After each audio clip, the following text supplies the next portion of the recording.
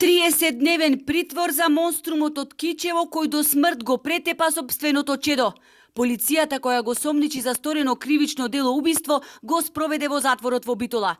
Од основното јавно обвинителство нема одговор дали ќе има проширување на истражната постапка и против мајката која тврдела дека наводно девојчето играјки се било туркано од другите деца и дека таа го нашла во безсознание. А токму од Дојо вчера обзнанија дека девојчето било жртва на семејно насилство и дека тоа починало од тешките телесни повреди кои ги нанел сопствениот татко. Иако девојчето имало скршена коска на черепот, крварење во мозокот и скршеници на две ребра, мајката го сокрила крвничкиот чин со кој таткото му пресуди на своето дете, одземајки му го животот. Во Охридската полиција прашавме дали против таткото има кривични пријави за семејно насилство, разбойништво и кражби. Периодот 2011 до 2023 година ова Ракичево има поднесено околу 50 кривични пријави за сторени кривични дела, кражба и тешка кражба.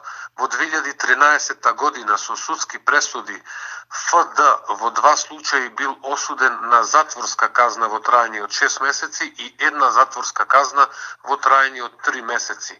До овој момент во ова Ракичево не е пријавен друг настан за семејно насилство сторен претходно од него.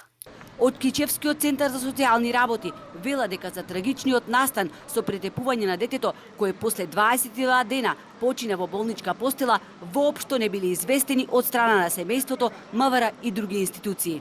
Семејно насилство не е пријавувано, но на 21.7.2022 година Центарот за социјална работа е известен од полицијата дека настанало недоразбирање и расправија помеѓу ФД и неговата сопруга на ден 26.6.2022 година, по која расправија таа го напуштила домот и заминала во Прилеп, заедно со децата.